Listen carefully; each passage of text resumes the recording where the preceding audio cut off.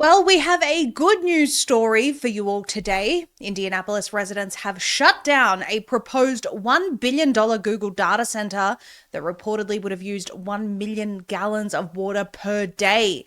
Google was set to build what we're being told was a 500-acre site, but citizens organized and stopped it. Take a listen to this video documenting their success.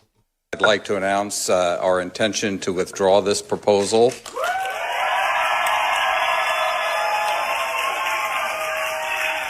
I'm in Indianapolis, where Google just pulled down their petition to build an AI data center, preventing the city council from voting on whether to advance the project. We beat Google. For a long time, it felt like we were four people with cardboard swords fighting a monster. But tonight, it shows that people power still reigns. This was do or die. We came prepared to fight with everything we have against this data center, because if they voted it out, that was it. It feels like I'm not going to have my livelihood destroyed. We farm 3 acres, so if there's no water or water contamination, I don't have a business. Residents remain cautiously optimistic, but it's clear that the fight is far from over. This is the same tactic that a secretive tech company used in St. Charles, Missouri, which pulled down their application in the hopes of returning to the community when opposition fades away. I don't trust Google for 1 second. We've been told before that if they withdraw on their own, then they can come back in 3 months. Now we got, again, big tech coming in saying this is a perfect place for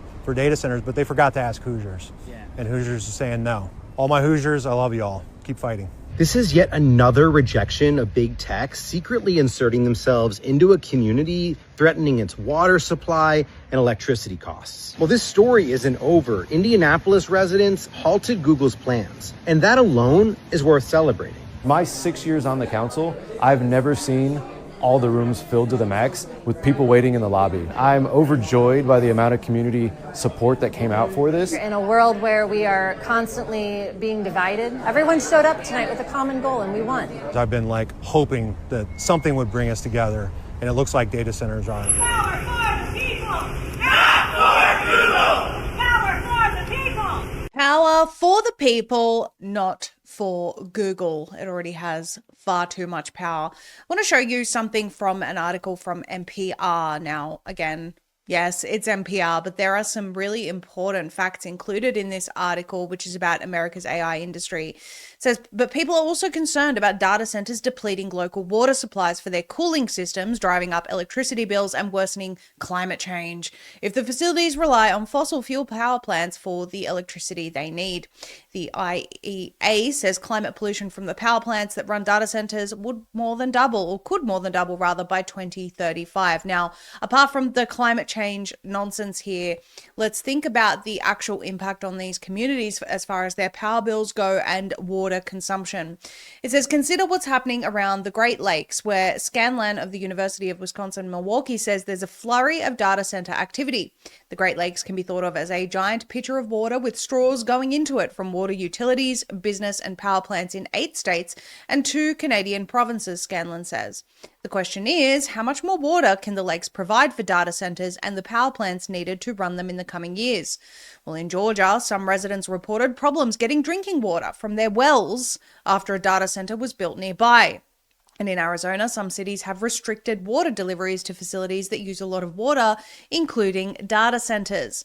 Dan Diorio, Vice President of State Policy at the Data Center Coalition, an industry group, says companies have been working to reduce how much water their facilities consume.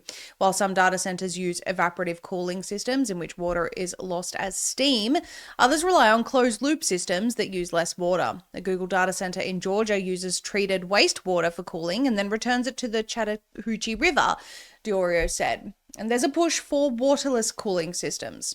Quote, it's a balance between water and electricity, Diorio says. If you use more electricity to cool, you're going to use less water. If you use more water, you'll use less electricity.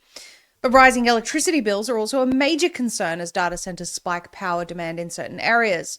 An analysis by the Union of Concerned Scientists recently found that in 2024, homes and businesses in Illinois, Maryland, New Jersey, Ohio, and Pennsylvania, Virginia, and West Virginia faced $4.3 billion in additional costs from transmission projects that were needed to deliver power to data centers. Now, we've asked this question before, but again, I'd like to know why they keep building in the middle of the country rather than on the coastlines where they could set up at their own expense desalination and use that for cooling. Why do they keep heading into communities where this causes this immense additional strain on resources, driving up electricity costs for residents and causing water scarcity?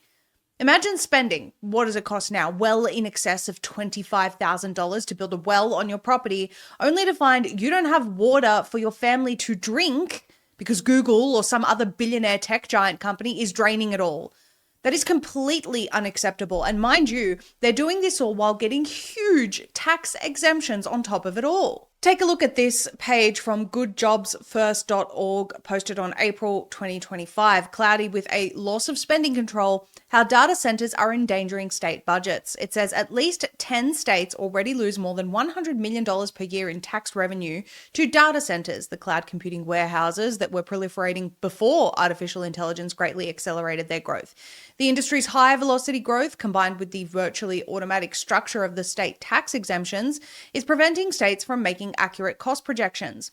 For example, in the space of just 23 months, Texas revised its financial year 2025 cost projection from $130 million to $1 billion. The loss of state spending control is surely worse than we can yet document. Of the 32 states with tax incentives to data centers, 12 failed to disclose even aggregate revenue losses. We recommend that states cancel data center tax exemption programs immediately. Shy of that, states should amend enabling legislation to cap how much in taxes any facility and any company can avoid each year and how much revenue the program can abate each year. Short of cancellation or capping, we recommend that states pause these programs and study their impact on state and local budgets. And for every state, no matter how its program works, as always, we urge robust public disclosure. Now, considering the agenda behind this huge increase in data centers, which we will cover in the next segment, personally, I see more negative outcomes than positives there. There's already cause for concern, but even putting that aside, just considering the immediate effects, which is the flow-on effects for residents, these should not be going up in residential areas and established communities. Again, go and set up your data centers, Mr. Billionaire, and a coastline, organize desalination and energy at your own expense. You make plenty of money. Residents who have worked their whole lives to live in peace should not be footing your bills or suffering so you can build your AI dystopia. Not today, Google. And the residents of Indianapolis are smart. They've already figured out that Google will likely try again in a few months. But the difference is, communities are aware of their tactics and they are coming together to defeat these big tech giants.